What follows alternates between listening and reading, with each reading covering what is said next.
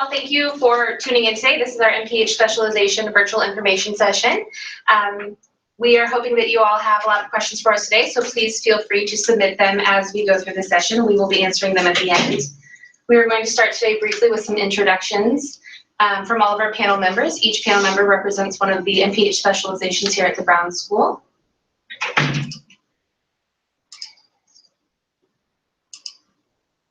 And here's a list of the specializations that we have in our MPH program. So we have someone from our epidemiology, biostatistics, as well as global health, health policy analysis, and urban design, as well as our generalist track.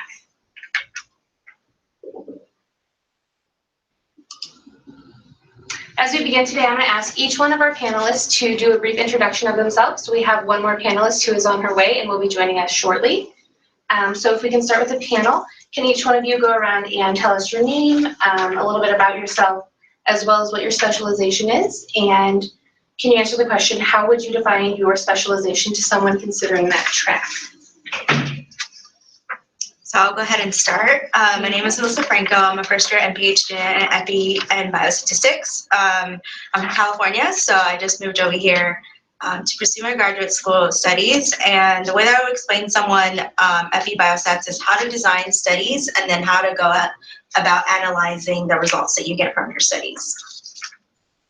So I'm Sydney Philpott. I'm the generalist. I'm from St. Louis originally, so happy to be back. A generalist really just allows you to take electives in all the different specializations. So it gives you a lot of flexibility.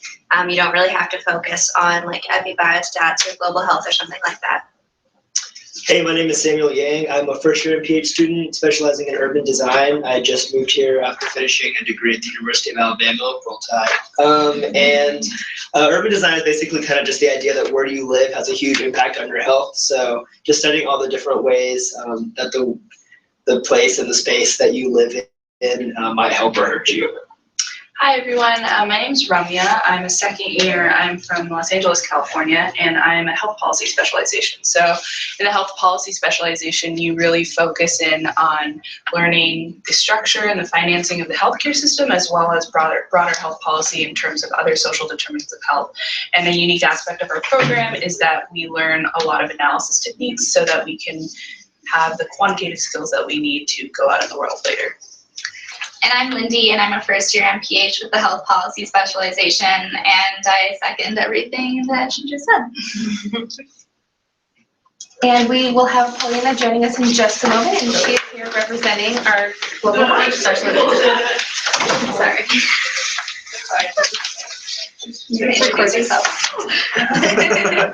Welcome to you. Hi, my name's Paulina. And Paulina, if you wouldn't mind just sharing a little bit about yourself and answering the question, how would you define your specialization to someone considering the track? Okay, so hi, my name is Paulina. I'm a first year, like everyone, first year MPH student, specializing in global health. I'm an RPCV. I served in Albania. Sorry. And how would I describe my specialization? An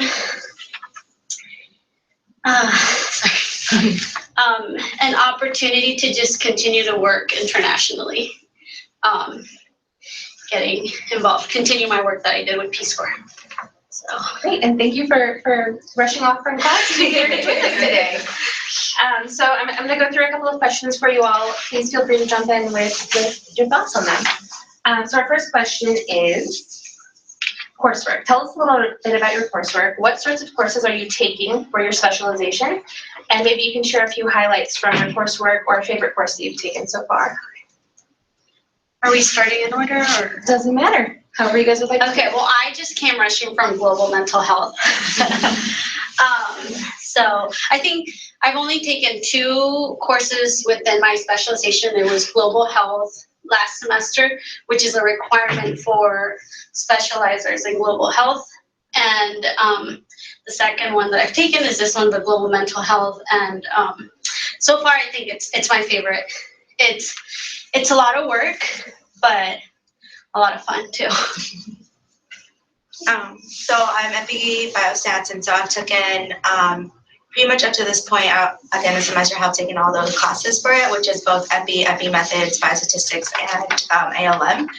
And it just gives you a broad view how we go about designing studies and taking into account different biases and confounders and effect modification, which you'll learn if you want to do that kind of work, as well as how you go about analyzing the results you have and what that means, and different techniques of treating different data, as well as cleaning and getting data ready to be analyzed as well. And I would say my favorite class right now is applied linear modeling, because you learn how to construct models with different variables to predict outcomes. And I think that's very interesting, how I can go ahead and say, like, I can take a person's age and how many years they smoked, and I can predict whether or not they will get lung cancer. What is the possibility of getting lung cancer? And so I think that's very interesting, at least for me. I've taken 2 urban design classes so far. We have a TPS course, so that's it's one of our things that everyone takes, but with different topics, and we approach something from a bunch of different angles. And so we've gotten like a really good broad look at kind of all the different aspects of urban design, or we will by the end of next month. And then I'm also taking a GIS class. That's a very skills-based class that I'm going to be able to apply directly, or am applying directly in my practicum. And then we have the cool opportunity to be cross-listed with courses from the Sam Fox School, so I'm hoping to take advantage of that next semester and be taking some classes from the really good architecture and visual design school that we have next door. And the cool thing about urban design too is that I think a lot of the classes here give you flexibility to explore what you want through that class. And so I've actually gotten a lot of experience and opportunities to think about and do some research in urban design through my policy class, through my biostats class, through ALM, just all those different opportunities. And people are really open to letting you kind of pick the topics that interest you the most. Do you want to talk about the first year? And then we can Yeah. talk about the So second classes? I have to say I took last semester one of my favorite classes so far, and I feel like it will continue to be one of my favorite, was Sarah Moreland Russell, and was the Health Policy Analysis and Administration course. And that was just a really great course, because not only did we get to hear from hospital administrators and nonprofit CEOs who came in and took the time to tell us about their profession and how it intersects with policy, but also we got to walk away with a lot of tangible work that we did during the course. So now I can say, I've written policy briefs and advocacy briefs, and that experience has already been very beneficial for jobs that I have and will hopefully take. Yeah, and then so kind of the other core courses of the specialization are health economics. And as you can imagine, the economics argument kind of frames everything in our healthcare system as well as health policy. So I think that's a really crucial course. So you learn the basics of health economics, as well as how to kind of structure an economic argument when you're going out into the real world. And then this year, we're learning more about framing techniques. So learning how different policies are framed and how to kind of work with people on both sides of the political spectrum and get some policy done. So my favorite class this semester is a unique class that took place over spring break, where we actually got to go to DC for a whole week, and we met with different policy specialists from the Brookings Institute, Pew, the Children's Defense Fund, and then kind of culminating that experience. The last day we had to advocate for a policy. So I was in the health policy group, and it was so well timed that they were talking about the replacement plan for the ACA, that we met with 3 Republican senators, to basically say, hey, we know some sort of replacement is coming, but we would really like you to consider keeping some of the good parts of the ACA. And we got to meet with Senator Roy Blunt, who is Missouri's Republican senator, and we saw that they were willing to kind of listen to our ideas. But that was a really cool kind of real world experience, and I think if you're interested in working in DC or like other state capitals, it can really kind of help you get there. Great, thank you. And then also, Sydney, would you mind sharing a little bit about how you've selected your coursework through the generalist track? Yeah, so when I started at the Brown School, I sort of liked every specialization, so I kind of had a hard time choosing. So I was like, well, let me just do them all. So I'm a first year, so I got all of my foundation courses out of the way, which now opens up for all of my electives to be in like global health or epi biostats or, health policy, urban design. I can really kind of take anything. And I also like that we can take courses from some of the other graduate schools, so like the med school or the architecture school or the business school. So I'm really looking forward to next year, sort of getting to select things that are in my interest and also will give me a broad view of what my MPH could look like later in life. So we haven't registered for our classes yet, but I'm excited to sort of get a chance to get a little taste of everything. Great, thank you. So following up on this topic of coursework, can you all share with us a little bit about how the coursework that you've done so far is translating into your field work? So for any of you all that have either completed a practicum or have started the selection process for practicum, can you tell us a little bit about the work that you're doing, as well as the process that you went through to find a site that is related to your specialization? I can start with that. So I maybe overdid it and applied to a lot of practicum sites, but one thing that I didn't anticipate being really beneficial was with the health policy specialization, and I think as a foundation course, you have to take a biostatistics course. And so in my course, I learned R Studio and command codes in R. And so I put that on my resume because I felt very proficient in it by the end of the course. And it was something I had never anticipated learning or feeling capable of doing. And so far, a lot of practicum sites that I've heard back from have referenced that statistical experience in class and find that as a very marketable addition to a resume. So so far that's been very useful, actually. Yeah, and being the lone second year here, I have completed my practicum, but kind of the second what you said, I think that the program does a really good job of training you in quantitative skills, and I think that's a lot of what employers are looking for, not only for practicum, but also for job opportunities. But personally, in my experience, I am going to medical school next year, so looking to tailor my practicum experience to both working at the intersection of medicine and health policy was really important to me. So going into my practicum search, I applied kind of widely in like Seattle, DC, and also St. Louis. And I ultimately, I was considering options in DC and St. Louis, but I ultimately decided to stay in St. Louis at the med school to kind of learn that intersection between medicine and health policy, but also so that I would have time to work on my medical school applications and kind of other things that I wanted to do. So I think the specialization chairs are really flexible with what you want to do, and they kind of work with your professional interests to kind of say, hey, this practicum may not be something that you might have initially thought was health policy, but if it works for you, then we'll see how we can get it in. So. I just nailed down my practicum, so I'm really excited about that. It's going to be at a community housing agency in my neighborhood, and they have a kind of initiative, a health initiative program that was kind of started by an alumni of the Brown School.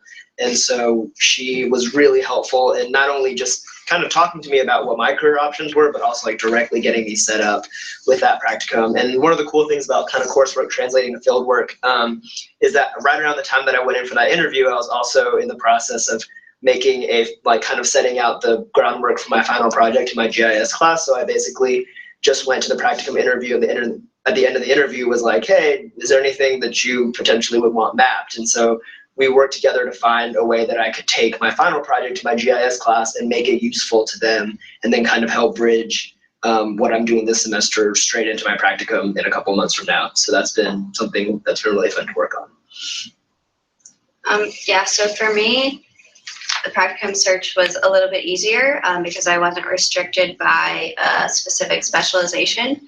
So when I sort of reached out to organizations, and we also had a practicum fair here a little while back, I felt that organizations were really excited by the fact that I said I was a generalist, because it gave me a lot of freedom and flexibility to sort of tailor exactly what I wanted to do and exactly what they needed done for the summer. So I also just selected my practicum working for a nonprofit here in St. Louis, and I'm excited to sort of be able to bring in a lot of different elements from the different courses that we've taken, and also see a lot of different aspects of that organization and not be restricted by following that list of things that every specialization has to do.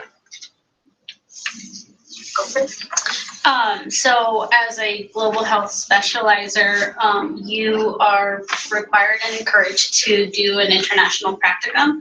And so me, just yesterday, I heard back from the one application I submitted. It's through the Mount Sinai Minority Students International Exchange Program. So I don't know where I'll be going, but I know something that helped in my application was the fact of having research methods and biostats and epidemiology to really talk about those skills in my application process. So doing mentored research. So for epi biostats specializers, something that I found that practicum sites like to see is that you have proficiency in as many statistical softwares, and having that proficiency in the 4 of them is very beneficial, because if you're going to be working for nonprofits or for the state health department, they want you to know R, or which is free, because you can get R for free pretty much. So like that kind of that statistical software, while others that can afford like SAS or SPSS, who have the money to purchase the licensing exams, or the licensing for those programs, will like those kinds of proficiencies. So one thing that I ended up doing is taking the skill labs in both SAS and R, SAS and STATA, and then taking biostatistics and ALM and R and SPSS in order to have all 4. And that was very beneficial going into practicums, because when they asked me, oh, do you have proficiency in this because this is what we use, I could say yes. So that's one thing with epi biostats, is having not only the statistical software knowledge, but also knowing the different kinds of models that you can run, and how to clean data, and how to collapse different data into categories. And so just a lot of data management is what they were looking for. And so with practicum, I decided to go in a different direction that I didn't think I was interested in. And so I applied to public health state departments. And so I got an opportunity here in St. Louis and Los Angeles as well. And I just wanted to go into more of a direct practice of public health, as opposed to like research, since I've had a lot of experience already in research. I wanted to try something different. And so just having completed the classes in epi and epi methods, and having the statistical background already, was very beneficial to me, and a lot of practicum sites were happy with that. Great. So our next question for the panel is, again, kind of related to the way that you all are gaining experience during your time at the Brown School. So many students supplement their coursework through part-time employment or research fellowships. So if anyone has anything that they would like to share about any employment opportunities or research projects that you're working on. So I actually started working in public health before I started at the Brown School, and my work was actually the reason why I applied. So I worked and currently work at the Institute for Public Health at the WashU Medical School. And so when I started working, I didn't know a lot about public health. So this sort of leads into why I became a generalist, but I said, teach me everything about public health when I was hired. So I actually worked for 4 different PIs in different research projects, which I've really enjoyed. It's given me a pretty broad view of what public health can kind of look like in the research sense. And that's been really great to bring that, real life experience into the classroom, and that will help inform some of my projects here, and then some of the stuff we learn in classes also helps inform my projects at work. So I think that's been a great opportunity to be able to have classes as well as work experience, and to see a pretty large concept of what research can look like in public health. So I can speak to my research experience here as well. So during the admissions process, I think there's an application as well for the Master's Research Fellowship, which I think a couple of us are in. And so basically, all the research centers in the Brown School kind of put together a listserv and say, hey, we want this many research assistants in our lab this year. And so I got matched, after doing interviews, I got matched with the Prevention Research Center, and I've been working there for the better part of 2 years now. And so I think that the research opportunities here are abound, and there's so many. And I think one of the reasons that I chose to come to WashU was that they were the most transparent in the amount of research opportunities and funding that they had, because it's really nice to do research, but it's also really nice to get paid. So because you are going to grad school, so I've thoroughly enjoyed my research experience, and like she was mentioning before,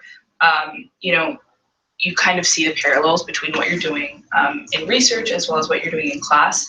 And as you learn more and more quantitative and qualitative skills in class, I found that I become more proficient in my research as well, because I learned this new technique, let me try this in the project that I'm working on. So there's tons of research opportunities here. Yeah, I'm also at the Prevention Research Center, and one of the cool things about that is I was hired for a specific project, but then we have like a really open floor plan, so people will walk by and be like, do you have an extra hour? I'd love to ask you to do something for me real quick. And so because of that, I've been able to experience and be a part of just multiple projects that are being conducted kind of across our center. And then I will say that in the time that I've started there, they've added multiple people kind of just on the fly. They've had opportunities open up, so they'll just email them out or ask us to ask our friends and peers if they are interested. And so even if the MRF isn't the way that you go, there's so many opportunities throughout the year to be added into some research experience that is happening here. Yeah, and I can speak to that because I didn't do an MRF coming in, and I applied for some other jobs within the Brown School, and so currently I'm the student worker for the Clark Fox Policy Institute. That has led to some really cool opportunities to attend like National Council dinner, and they sent me to DC 2 weeks ago for the Social Work Student Advocacy Day on the Hill as the representative for the Clark Fox Policy Institute, and I work really closely with the dean and the dean's suite, and so that whole experience has been a really great, more administrative side of things, which is one of my interests coming in. And then additionally, I sought out an internship for the spring, which is not usual for many public health students, but I really wanted the experience. And now I'm a state legislative intern, and I work for a state senator in Missouri. And so every Tuesday I go to Jefferson City and I get to see the inner workings of the policy and politics and sort of what really moves it. And I think that has been a really formative experience for me. So, yeah. Like Samuel and Mindy said, there's a lot of non-MRF opportunities to get involved in research. I myself too have been working as a research assistant since last semester, but I'm not an MRF research assistant. And there's just plenty of opportunities. And recently too, I heard of another opportunity with the communications lab, and that's doing qualitative data. So they do have projects where you do quantitative and qualitative. A lot of my experience with the Involved Center for Health Behavior Change has been doing qualitative work. So a lot of opportunities, that's for sure. I also work for the PRC with Samuel and Ramya. So I work more in implementation and dissemination science. And so my project is more focused on that. It's a field that I was interested in, that I didn't have much experience in, and I just wanted to go in and see what it was. And so far I've been learning a lot about it. And hopefully next semester I will go ahead and take a class more tailored to that. So I'm very excited to just see where else I can take this. And then can I just say, and the topics, the focus areas, it's a wide variety too. I mean, if we can just maybe mention what the project, like I've been working on obesity prevention. Yeah, implementation, dissemination. I have, various things, but like health insurance, vaccination hesitancy, like health literacy, so a whole bunch of things. I've been doing a dissemination implementation one, and then also kind of a physical activity policy one. Yeah, so last year I was working in some urban design studies, and then I worked on HIV policy, and now I'm working on HPV vaccination policy too. Yeah, and the Clark Fox Policy Institute is working on gathering policy briefs. So they've been doing some work with earned income tax credits and sort of taking the research that's being done at the many research centers here at the Brown School and transforming it into policy briefs that can be given to decision makers and community leaders. Great, thanks for sharing. So then our next question, can you all tell us a little bit about any of the relationships you've started to build with faculty advisors or other mentors during your time at the Brown School? I can talk about, so you have one official advisor when you come to the Brown School. So as a policy person, mine is Derek Brown, and he's the Health Policy Specialization Chair. But you also have many unofficial advisors, whether that be through your workplace. So I work at the Prevention Research Center. So my PI is Dr. Eiler, and I work very closely with her. And so just learning from all these people, they're very, very willing to help you in your professional interests. You can just go in, talk to them all the time. The director of the center, Dr. Brownson, is probably one of the busiest people at the school, but he makes time for every single student that comes his way. And he's really well connected in terms of if you're interested in medicine at the medical school, if you're interested in urban design, he has connections everywhere. So I think there's, like, professors are really, and this was very different from my undergrad, so professors are really, really willing to mentor you, and sometimes they will seek you out, but often you have to seek them out, but they're very willing to meet and very willing to mentor you in your professional interests. And if they don't know what you need, then they will find you one of their friends who does. So. Yeah, actually, Ramya is my peer mentor. So this is a really special moment for us. Oh my God. We're gonna sort that out later.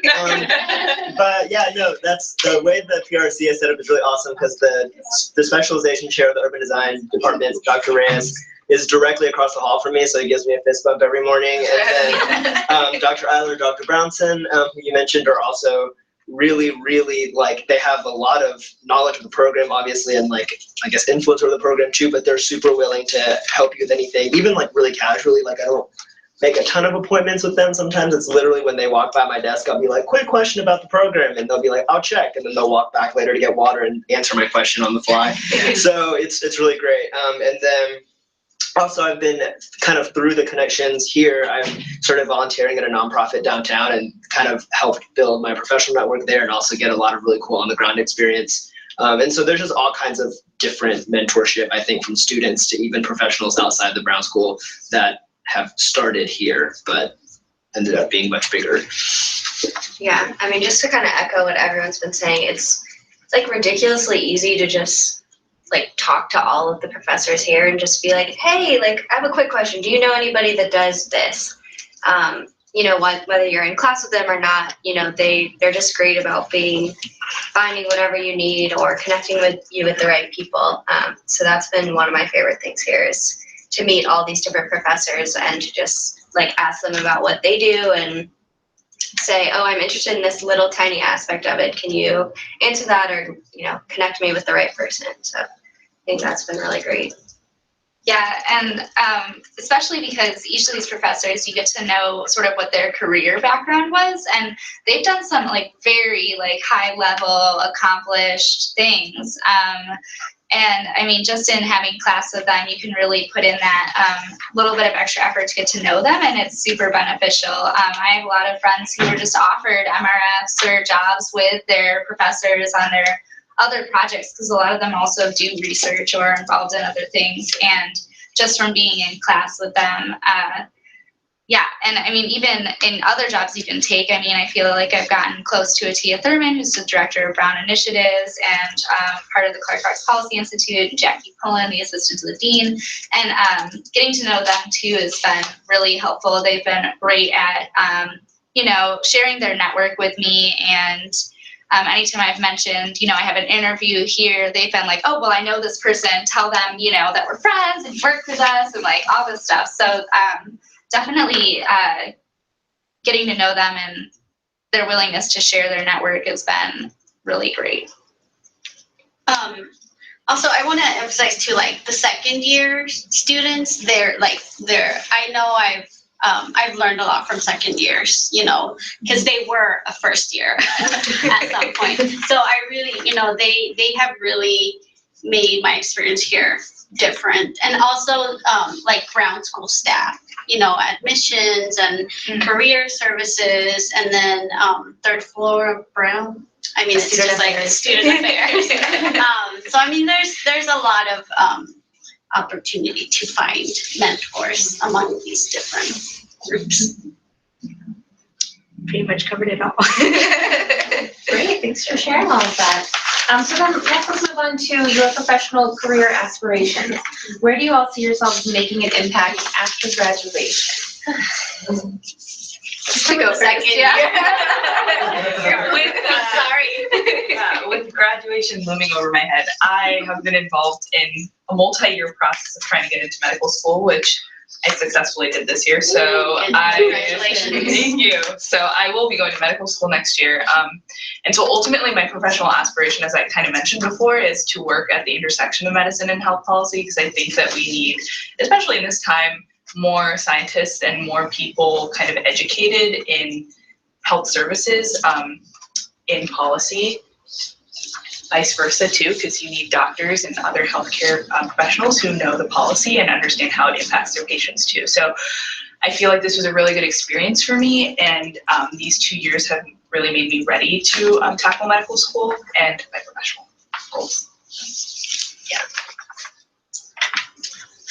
I think one of the really cool things about, I don't know, that's the answer, but I think one of the really cool things about the program so far is that I've been able to divide my time pretty effectively between research and practice, and there hasn't been this like harsh divide, so they've been able to kind of inform each other. And so I've gotten all the kind of, not all, but I've gotten a good amount of skills and research experience here that I think I could bring to a practice field if I want to. But I'm really excited about this practicum this summer because it will be on the street, you know, like ground level practice work, and if that's what I want to do, then I feel qualified to do that too. And bring my research experience with me, or vice versa. If after this summer I decide there's still more questions I want to answer, I think I would be able to keep pursuing research, but still have kind of the practice perspective to inform the questions that I ask and the things that I do there. So I am not 100% sure yet. My gut tells me I want to go kind of the more practice on the ground level kind of work, but I will hopefully know after this summer, and I feel like either way, I'll be fine. This program made it fine. I think after graduation, I want to do more practice, especially all that we're learning here with evidence-based and, you know, what works and what doesn't. So I really see myself in practice and program implementation and hopefully evaluation. I'm interested also in the healthcare and medical field, and so I'm still kind of figuring out how that's gonna look for me. Right now, I'm more interested in getting direct practice in public health just because I feel like I've had a lot of research experience in it. And so I want to explore a little bit more. That's why I decided to go to a public health department as opposed to doing research opportunities elsewhere. So we'll see where that takes me, but I'm very interested in providing healthcare or improving health disparities among underserved communities, specifically Latino populations, as well as international work in Latin American countries is where that's my interest. Yeah, I'm kind of similar to Melissa, where I've had a lot of research experience, so I'm kind of ready to see something a little different. So I'm really looking forward to my practicum doing nonprofit work. That's not really a sector that I've seen a lot in public health thus far, so I think that's going to be really great. My professional goals, I guess, I'm not really sure, but I know I want to do some like community-based practice similar to what Alina and Melissa and kind of all of us were saying a little bit, but I also, through kind of some connections, got to meet with someone in healthcare administration and management, and so I'm really looking forward to taking a few skill labs in that field next semester to see if that's potentially a field where I could be, you know, make a career and find some good work. So still definitely open, but having some good directions so far. Yeah, and I came in with a lot of interests, and I still have a lot of interests, so I'm not really sure exactly one specific career that would be a great fit for me, but I'm definitely interested in policy and how it moves and who has the power to move it. So power politics and government, I think that realm is very intriguing, and also maybe in consulting or lobbying. I don't think lobbyists are always a bad thing, and who knows, maybe I'll do that. Or healthcare administration as well. I think that pharmaceutical companies are also, we always say big pharma in a bad way, but they also have a lot of aspects to them that are good for the world, and could probably use a public health person to make it better. So that's sort of the thought. Great, thank you. Thank you all for sharing your thoughts and your experiences so far at the Brown School. We're next going to move on into any questions that have come in during the session. And so I'm going to start with two that we received sort of ahead of time. And the first one is related to when someone can expect to receive their admissions decision letter. So I most definitely can answer that as an admissions recruitment specialist here at the Brown School. Generally, applicants will receive their decision within 6 to 8 weeks of submitting their application. And then the other part of this question is, will that be sent via mail or email? So we do send out emails to alert students that their decisions are ready to be viewed. And for our domestic students, they will also be receiving a paper letter in the mail as well. And then our second question is related to the global health specialization. So you might be able to answer that for us. And it is regarding practicum. And the question is regarding international practicum. Do students pay their own travel expenses and for housing, or is that included in the tuition? So if you can speak. Okay. It's kind of like a long answer, but okay. So the school, so within social work, there's also like an international portion, specialization. Yes. So the Brown School has organizations that they send students to every summer, and a lot of the times you have to pay your travel expenses, and you have to find your own housing, but there is a scholarship that the school gives to students. But my experience was that's why I looked outside of the Brown School, and the program that I applied to is paid for, but here usually it's out of pocket, that it's not included. Yeah.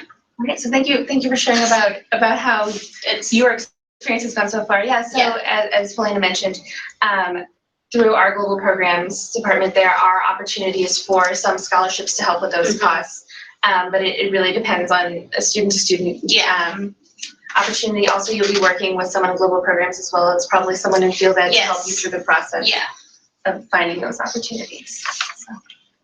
So our next question is, if you're going to school full-time, how many hours are MPH students recommended to work per week? I work a lot. Yeah. I work a lot too because I work at different places. But I think there's like a soft cap of 30 hours. Is it 30 hours or 20 hours? I'm not sure. So I would say from an admission standpoint, we generally, whenever we are working with students and talking to them about sort of setting up their schedule and what they're planning to do, we generally don't suggest working more than 20 hours a week. But if anyone wants to share kind of a little bit about your own personal experience and how you manage that. Yeah. So I guess this semester I'm also doing the state legislative internship with a representative. So I decided that I wanted more practical experience this semester. So I'm only taking, I think, 12 units. So I kind of scaled down, but I've done all my requirements. So I've kind of scaled down my classes, but I'm also working at the PRC probably 15 to 20 hours a week. And so I think it's just a lot of time management, but I'm generally a person who, the more busy I am, the better I am in time management. Otherwise, I'm sitting at home watching Netflix all the time. So I make sure to schedule hours in advance, and my workplaces here in Jeff City are pretty flexible. If I have tests or papers coming up that week, they're like, oh, you focus on, you're a student first, so you focus on that before you come into work. So everybody's pretty flexible and understand that you're a student. So, yeah. Well, and I only technically work 10 hours a week for the Brown School, and then I have a second job outside of the Brown School babysitting, which is under my own control for how many hours I can take a week, and it's also flexible. But my job here has been extremely flexible. If there's, technically it's supposed to be at work right now, but my boss was very understanding, and she wanted me to be here. So they're very understanding and flexible, and and I definitely think I've gotten questions about, can you work and be in grad school? And there are parents in grad school, and people who have full-time jobs, and it is probably hard to manage a full-time job, but yeah, if you feel confident in your time management skills and can work your schedule in a way that it fits, then yeah, that works. Time management, the way that I do it is I tend to take late classes after the 5:30 or the 6 to 9 classes to fit in more hours at the Brown School because 2 of my jobs are at the Brown School, and then I have additional stuff going outside. But I tend to cram them all in like the first 3 days of the week, and so then after that it's mostly me working and using the weekends for that. So it just depends on how you want to schedule it. I'm more of a night person and an early person, so I'd rather do my learning at night than at 9 o'clock in the morning. I'd rather be working at that time. So it's doable. It's just a lot of time management and learning to say no when you know you can't do it, or you have that ALM project or something coming up. And people who, like the 2 jobs that I do have on campus, are very flexible. I can on a notice be like, oh, I can't make it today, or something came up. I'm supposed to be at work today too at this point. So like it's really helpful when people are like, oh, you're a student first, or you have to do this first, and it's okay. My situation, so I'm a work study student, so I got an allotment of an amount of money for the academic year. So I was only working 10 hours a week, but that was because I was trying to balance my work study amount to last the full academic year. So, but I'm looking at another job. But because of work study, 10 hours a week, I made work study last until the end of this semester. That's what I'm doing too. Yeah. Great. So our next question is actually related to the human biology prerequisite that the Brown School has as part of the admissions process. And so this person is asking, specific to the global health specialization, what would you recommend as far as what kind of human biology course to take before beginning the MPH program? So from an admissions standpoint, whenever we are admitting students and looking at this, we do accept sort of a variety of courses that meet that human biology requirement. But I don't know if any of you all have any sort of feedback or maybe a suggestion on what sort of knowledge related to human biology you came in with, or you wish you might have come in with, or anything like that. I took like anatomy and physiology in undergrad, but that was, a while ago. So the global health specialization, it's not like heavy on the biology side. And I know, Lindy, I don't know if you can speak to it. You took global health last semester. Oh, you did too. It's not super like biology focused. No. There were people in class who had an advantage in some senses knowing certain things about nutrition or biology. Mm-hmm. So perhaps a biology class that's nutrition focused could be beneficial.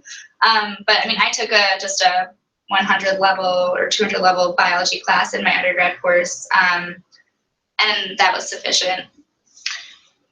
Yeah, I was a neurobiology major in undergrad, but I think that the purpose of the biology requirement is when you're taking epidemiology and biostatistics, a lot of times you're talking about diseases. Yeah. And so to just understand the basic pathway of diseases, you don't need to know very in-depth physiology or anatomy. You just need to understand, what happens with HIV and AIDS, like things like that. So just understanding the basic biology of something, I think, is what that requirement is trying to take. So I think an intro bio class is it's fine, it's sufficient, yeah. I took a lot of biology courses, and I would just say the introduction one is what I've been using. Even like microbiology was very useful with the diseases, because just knowing the background of like how malaria happens is very important. So But also I would like to say, even if you don't cover that in your biology classes, they will cover it here. Yeah. Like if you're learning about malaria or if you're learning about HIV, they'll cover what you need to know here too. Yeah. Great. Thanks for sharing that. So our next question is about class sizes as well as professors' accessibility. So someone wrote in and asked, what are the typical class sizes, and how available are professors if you have a question or concerns after class? I don't know our exact number, but like pretty small, like, I don't know, 15, 20 people. I don't know what like the actual statistic is, but that would be what I would guess. And professors are extremely accessible. I feel like I'm constantly sending them an email like, oh, quick question, let me follow up about something, or, talking to them before or after class. I know a lot of the classes also have TAs too, who are super accessible. All the professors and TAs have office hours, so you can just kind of stop by. And if that doesn't work, if that time doesn't work for you, like I also work a lot of hours during the week, so I'm like, can you meet at 8:30 p.m. on a Wednesday? And they're like, yeah, sure. So, you can kind of make it work. And if you can't make their office hours, you can go ahead and like email them, and they're always like, oh, if you come in at this time, like I'm in my office usually just eating lunch and we can discuss. So I came from a huge research university where it was hard to go to office hours and hard to get individual attention, especially when you were struggling. And here has not been an issue at all. I can get help anytime, and they provide resources as well on Blackboard that like if they're not available at that time, I can go ahead and look at a video or look at some additional reading I had posted that would probably be more useful. And also, on like two sides of it, we do have one class first semester, the public health cross-cutting themes, where the entire cohort is in that class, and so it's like 70, 60 It varies, I guess, with each per cohort. Yeah, and so that one's a full one, but it is a cool time because it's one of the only times you see everybody at once, and you do get to know everybody.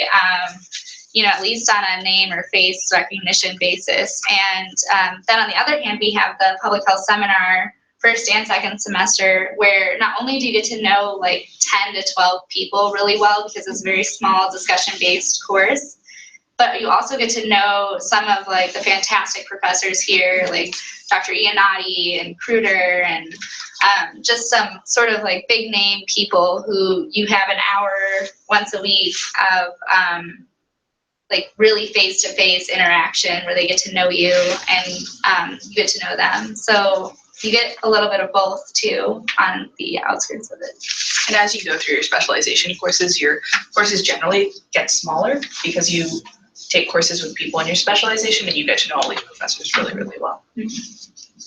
Great, yeah, thank you. So then our last question that came in is a little bit about advice for incoming students.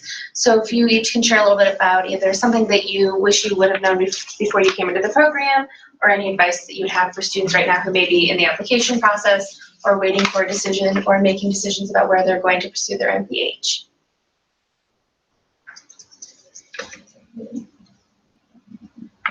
I guess I would say, like, you don't have to come in knowing exactly what you want. I was a little nervous being like a generalist because there really aren't that many of us. And I was like, are people going to think I'm like wishy-washy and like can't make a decision?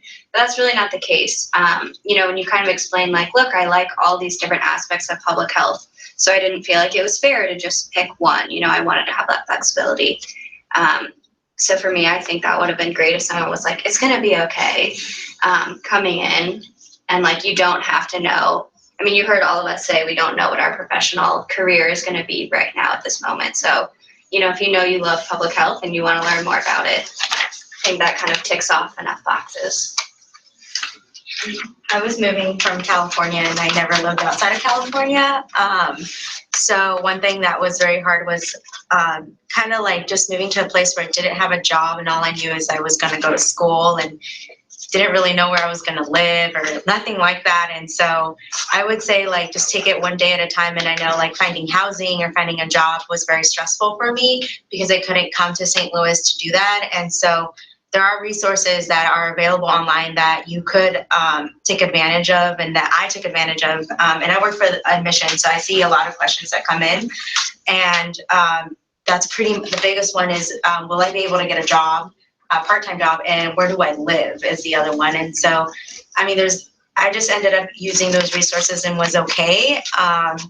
In terms of like I remember seeing a lot about, I got like the MRFs or like the research positions, and I didn't come in with anything. I just knew I was going to school. And so you could find that when you get here, and don't feel pressured that you need to find something or set up everything before you get here. You do have time during orientation and the first couple weeks of school to set up. Like I didn't have my furniture in or anything like that probably until 6 weeks into the semester. So it's going to be okay. And you'll figure it out, especially if you're moving from long distances. That was my biggest thing, is the uncertainty of like what was going to happen when I got there. I just want to second Melissa's because I feel I got back from Albania last April and then I was home for the summer and I had never come to Missouri or to the school. I just said yes. But yeah, like Melissa said, I want to second that here. Just the school itself has a lot of support for you. You're not going to be alone and there is a lot of opportunity to find jobs. So, I mean, just one day at a time. And Paulina was probably like the first person I met here, I feel. So like I really relied, I always say I really relied on like, and she's from California too, so I really relied on my cohort members to just like, especially those from St. Louis saying like, oh, but actually you need to go to this grocery store, or like, this is where you go to do this, or, so that's been really useful, relying on people from your cohort as I have. I think, yeah, school-wise, I think something is to take advantage of how flexible the program is. And so don't be afraid to, pitch an idea to a professor or bring up like, could I take this class instead? Or could I maybe shift the requirements of this project a little bit to be more in line with what I'm interested in?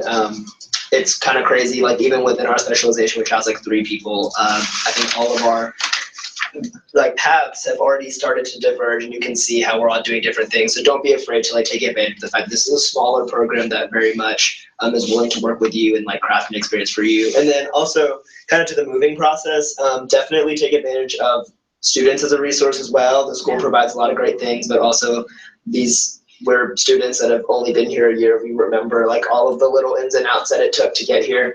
And then also, just as like a general pitch, don't forget that you can live in the city too. I live like kind of like further out into the city and not so much close to campus, but I've really enjoyed that experience because I think people get really hung up sometimes on what's available like immediately around the school, but there's a lot of benefits and some trade-offs, but also a lot of benefits too. So, kind of think broadly about, and I think that relieves some stress too, like to open up the options that you have when you're coming here. Well, and so I went to St. Louis University for undergrad, and so I've been here for a while. So my advice is more about like once you get in, if you get into the program, that you take advantage of every resource. I think in undergrad I got into a habit of just sort of coming to class and leaving it and not really taking opportunities to get to know my professors. And then also I didn't ever really utilize any career services support or anything like that. But here, it's super accessible. It's very personalized. I've done Career Week and I've attended workshops and mock interviews and lunch and learns where you get to network with people who are in a profession and wanting to share it with you. And so there's a ton of opportunities. And then my other thing, which I think is actually on the website from an alum who said this, but I think it really reigns true, is that everybody here is really awesome and doing really cool things, but your experience is your own. And I think sometimes you can get caught up in comparing yourself to others and where they're at, but it's important to know that you're on your own path and it's the right one for you, and that, yeah, everybody here is doing really great things, but that means that you are too. So yeah, that would probably be my advice. Yeah, kind of just echoing what everybody said. I don't think there's any one right way to do this MPH, and I think you can see that from all of us because we all have varied interests and are in different specializations.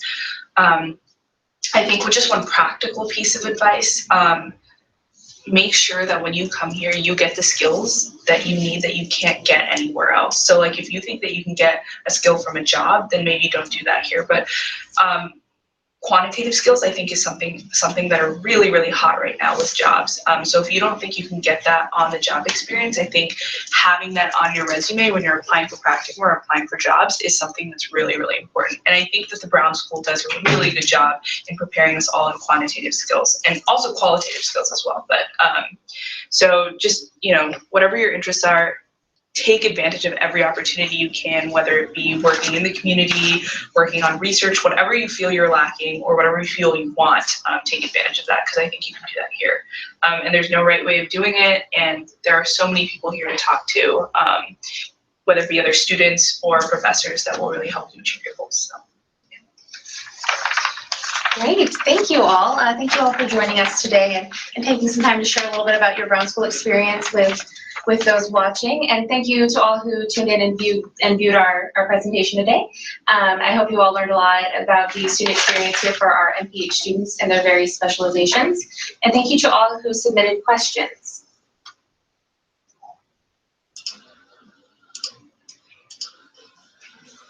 So here's a little bit of information about the next steps that you all might be taking, depending on what process you are in the application process. And thank you for joining us. We are right at about 1 o'clock.